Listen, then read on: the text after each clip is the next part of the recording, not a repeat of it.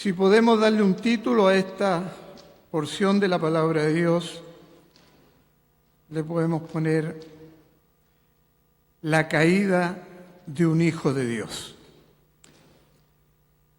El apóstol Pedro, usted conoce también en muchos pasajes bíblicos cómo él era con el Señor. Era un hombre muy entregado, colaborador del Señor, pero él tal vez miró humanamente lo que en esta ocasión ocurrió. Y él pensó que efectivamente sí no iba a negar al Señor. Jesús les dijo a todos: esta noche todos vosotros os escandalizaréis, porque escrito está, y estaba escrito en Zacarías 13, heriré al pastor y las ovejas serán dispersadas. Y el apóstol Pedro responde de inmediato y dice: aunque todos se escandalicen, yo nunca me escandalizaré. Y Jesús le dice a Pedro: Pedro, esta noche, antes que el gallo cante, me negarás 3 veces. Y Pedro, en su afán, en su algarabía que tenía, él dijo: aunque me sea necesario morir contigo, no te negaré. Y todos los discípulos dijeron lo mismo.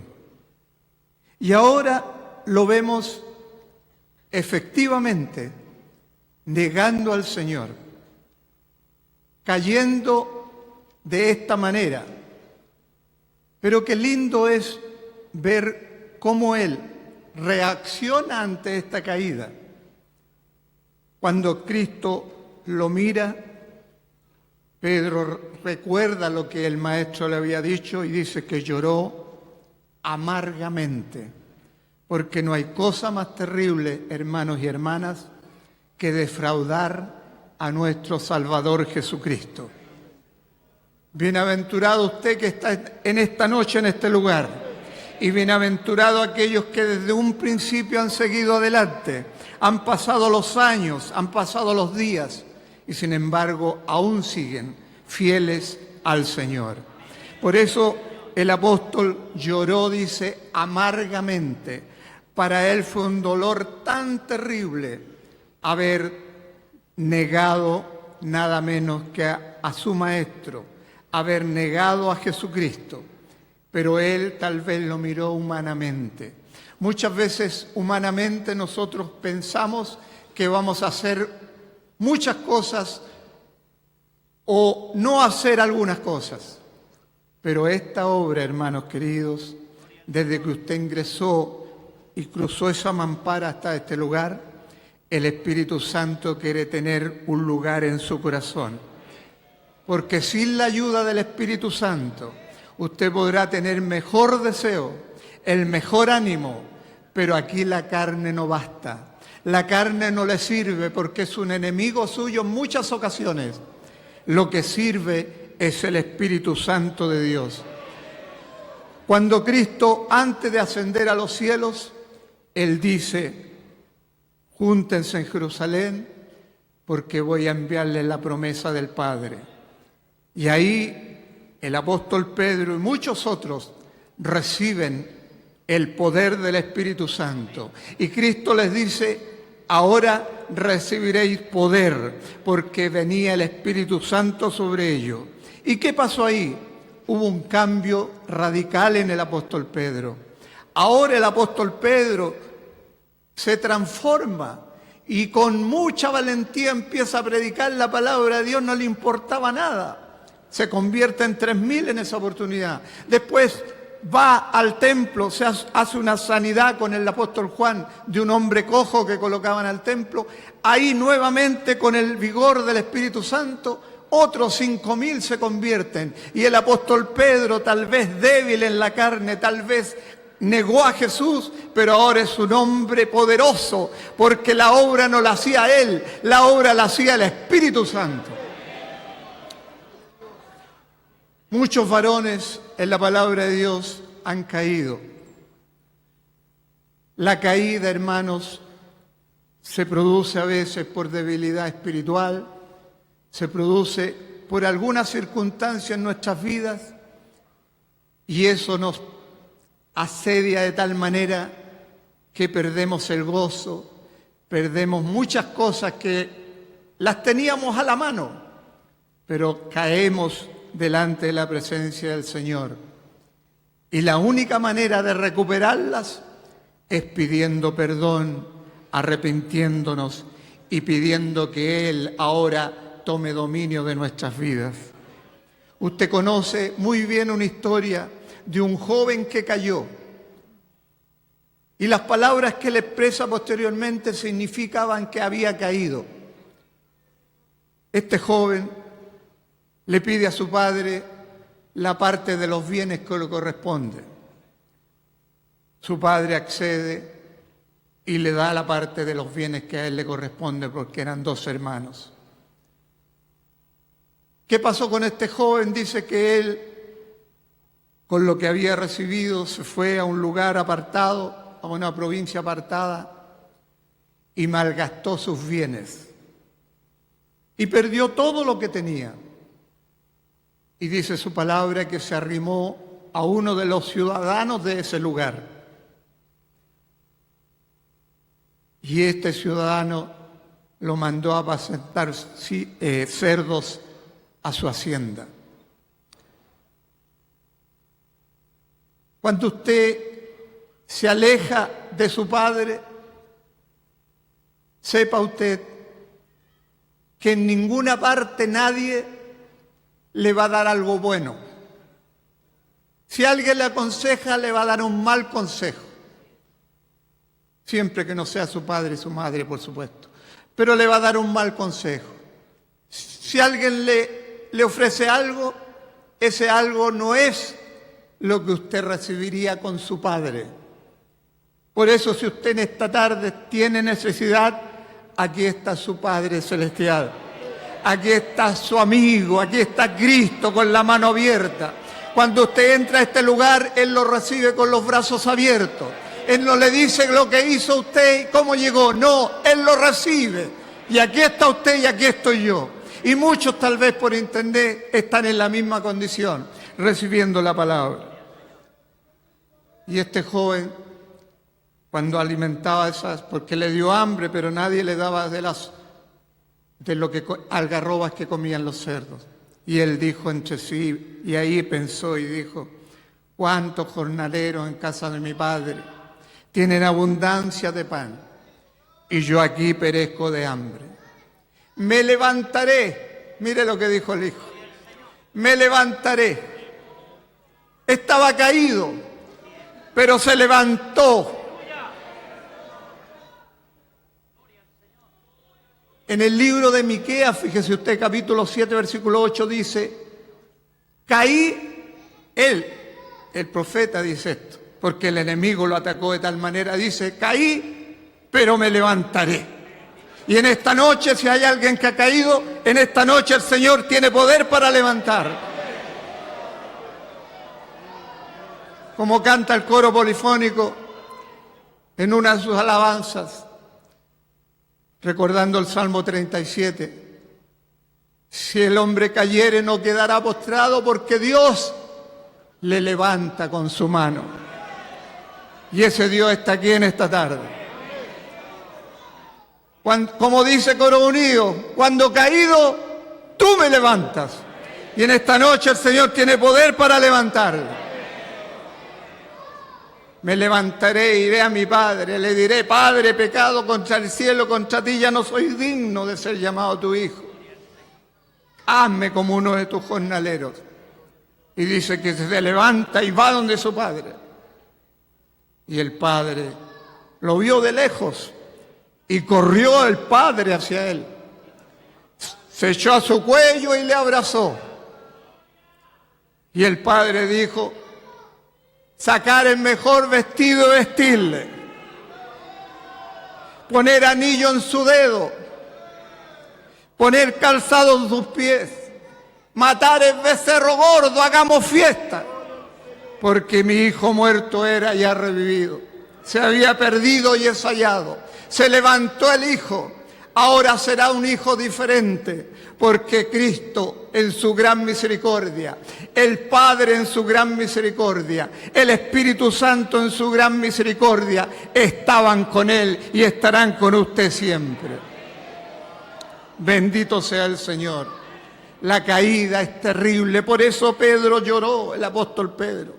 Lloró en su interior, quedó amargado, hermano, quedó con tristeza, quedó con una herida en su corazón. Pero cuando Cristo lo mira, Él no lo miró llamándole la atención, sino que lo miró con misericordia. Posteriormente se encuentra, fíjese usted, el Señor con él. Felizmente el apóstol Pedro lo ve a Cristo nuevamente ya resucitado. Y Cristo no le dice, ¿cómo se te ocurre negarme? Sino que le dice, ¿me amas, Pedro? Jesús le dice, ¿me amas, Pedro? Y Pedro le dice, sí, Señor, tú sabes que te amo. Apacienta mis ovejas.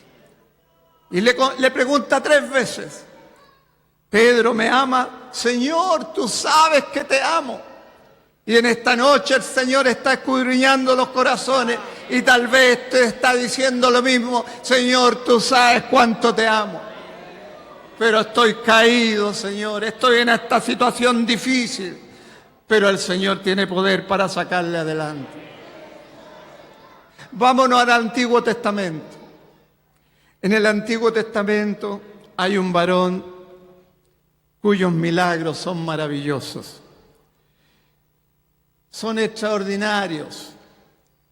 Por boca de él habló y no hubo lluvia ni rocío por 3 años y 6 meses, con solo su palabra.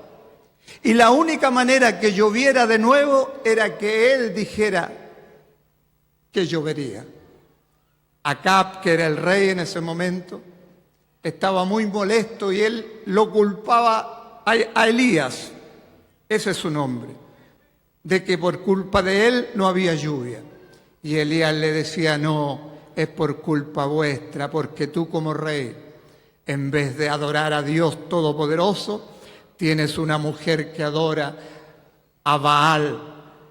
Y tienes esa mujer, la esposa de Baal, tenía 450 profetas de Baal que comían con ella y 400 profetas de Acera que también comían con ella. O sea, era una mujer totalmente, a los ojos del Señor, no tenía ninguna posibilidad de alcanzar esa madurez espiritual que él exigía de su pueblo. Fue así que Elías habla con Acab finalmente y le dice, reúneme a todo Israel en el monte Carmelo. Y Elías le dice derechamente, si Baal es el Dios, entonces adoremos a Dios, a ese Dios. Pero si Dios es Dios Todopoderoso, entonces adoremos al Dios correcto. Hagamos lo siguiente, traigan un holocausto, pónganlo en un lugar determinado, y yo pondré mi holocausto también en otro lugar. Y vienen los profetas de Baal y rinden culto a su Dios y tratan de que caiga fuego del cielo, porque el Dios que enviaba fuego del cielo, ese era el Dios que había que adorar. Estuvieron tratando de que lo escuchara ese Dios, pero no hubo ninguna posibilidad, porque cualquier Dios no tiene oídos como nuestro Dios, no tiene ojos como nuestro Dios, no tiene boca como nuestro Dios. Por eso nosotros adoramos a un Dios poderoso, santo y bendito, que tiene poder para hablar, que tiene poder para mirar, que tiene poder para escuchar. Ese es el Dios que usted adora y yo adoro. Tuvieron toda la mañana los profetas de Baal. Nada pasó. Elías les decía incluso, a lo mejor está meditando el Dios, a lo mejor está en otra actividad. En fin, y llega el turno para Elías. Y Elías prepara el holocausto, ese buey que tenía que preparar, y manda que sobre ese buey echen agua y que pongan zanjas alrededor de ese sacrificio. Elías construye ese altar que estaba ya derribado y destruido, lo construye nuevamente con 12 piedras, recordando las tribus de Israel, y pide a Dios misericordia. Y le dice, echen más agua aún, y echaron 4 cántaros de agua, de tal manera que el agua estaba totalmente desbordada en ese lugar. Él pide a Dios y Dios contesta de inmediato. ¿Qué le parece a usted? A veces parece que tardara. No, hermano. Dios tiene poder para ahora mismo responder. Porque Él es un Dios poderoso. De inmediato Dios responde y cae fuego ahí. Y Elías les dice, este es el Dios. Y todos dicen lo mismo. El pueblo de Israel dice, este es el Dios. Y mata a los profetas de Baal, que ninguno escapara. Llega la noticia a la mujer del rey, Acab, y se produce que ella dice lo siguiente, dice, díganle a Elías que mañana a esta misma hora yo me voy a encargar que su vida de él, tal cual como mató a estos profetas, así va a ser él muerto. Y ahí Elías, el hombre de Dios, el hombre que había alcanzado tantos milagros, que había visto los cuervos traerle comida, carne, pan, por la mañana, por la tarde, que había visto esa vasija de aceite ser multiplicada en el hogar de la viuda, que había visto esa harina no fluir abundante y no terminarse, y había visto resucitar a ese joven cuando él fue el instrumento para resucitar al hijo de la viuda. Y había visto caer fuego del cielo. Y había visto muchos milagros. Pero ahora Elías huye y tiene esta caída. Porque Elías se va un día de desierto. Y en ese día de desierto se pone a dormir bajo un enebro, escapando de la mano de Jezabel. Se pone a dormir debajo del enebro. Y viene un ángel y le toca y le dice, Elías, come y bebe, porque te queda mucho camino todavía. Elías mira y el ángel le da una torta cocida y le da agua para beber. Bendito sea el Señor. Este es un camino vivo, hermanos. Si usted no tiene que comer, el ángel de Dios puede ir a su hogar, sacar de la nada y ofrecerle a usted. Se queda nuevamente dormido Elías y viene nuevamente el ángel. Come, bebe nuevamente, porque tienes mucho camino todavía que recorrer. Se levanta Elías con la comida, se levanta con lo que bebió y recorre 40 días ese desierto, sin comer ni beber, porque lo que comió venía de parte de Dios. Comió y bebió 40 días, ahora se dirige al monte de Horeb, al monte de Dios, y se esconde en una cueva, y ahí pasa la noche. ¿Por qué? Porque había caído. Él estaba caído, estaba con miedo, estaba con angustia en su corazón, estaba atribulado por esa situación. Había una caída que a él lo había llevado a estar en esa cueva. Pasa la noche, llega el día y Dios le dice, Elías, ¿qué haces aquí en esta cueva? Y él le dice, Señor, he sentido un vivo celo por Jehová de los ejércitos,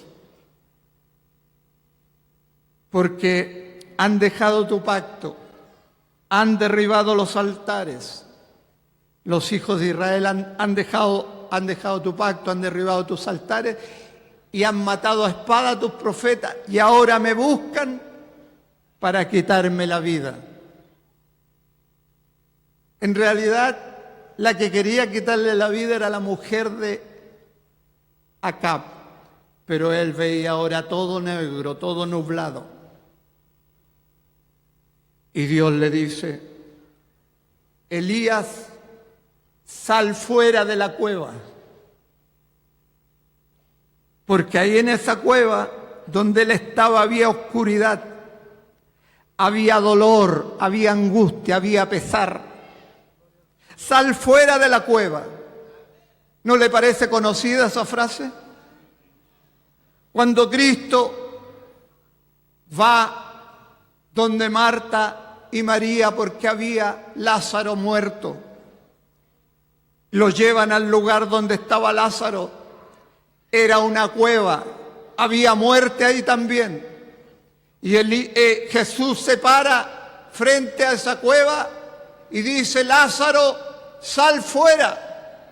Porque Cristo tiene el poder, tiene la autoridad para derrotar la muerte, para derrotar la angustia, para derrotar el dolor, para derrotar aquello que nos aflige. De esa oscuridad Dios tiene poder para poner luz. En esta tarde el Señor le dice que se levante usted también, que salga fuera de ese lugar, porque la luz que Cristo, Él va a iluminar su corazón y Él le dará esa mentalidad ahora diferente. Y usted ya no verá negro, sino que verá esa luz bendita que Cristo tiene para todos sus hijos.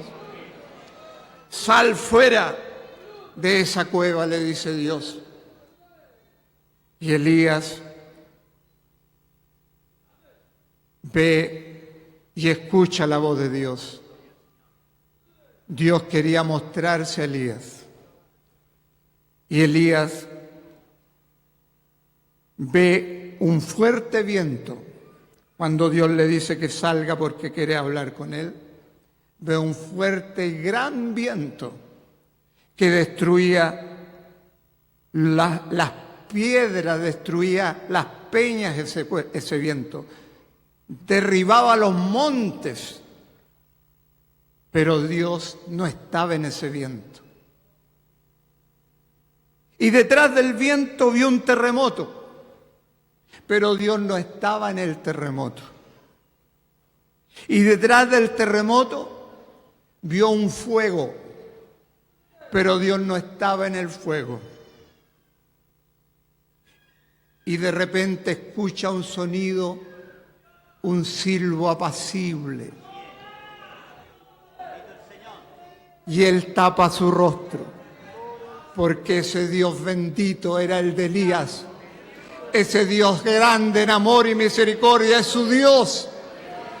Tal vez cuando venga Cristo en su segunda venida va a venir con poder, con fuerza terrible. El Señor de señores va a hacerse presente, pero para usted va a ser: llegó el amor, llegó la misericordia. Usted no tiene que temer a este Dios, porque Él le ama, porque Él vive, porque Él reina por los siglos de los siglos. Escuchó este silbo apacible y ahí se cubre su rostro. Y de nuevo Dios le pregunta: ¿qué haces aquí, Elías? En esa cueva oscura, sufriendo, donde hay amargura, donde quizás qué cosa pensó Elías. Estaba en esa cueva, no estaba afuera de la cueva, por lo tanto no había luz ahí. Y Elías le vuelve a repetir: he sentido un vivo celo por Jehová, Dios de los ejércitos, porque los hijos de Israel han dejado tu pacto, han matado a espada a los profetas, han derribado tus altares y ahora me buscan y me quieren quitar la vida.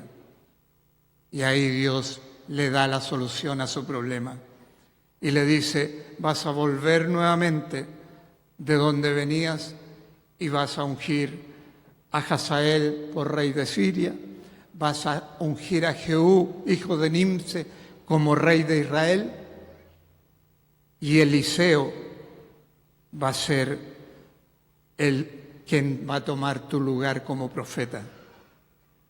Elías nuevamente toma ánimo y vuelve otra vez al lugar de donde había salido.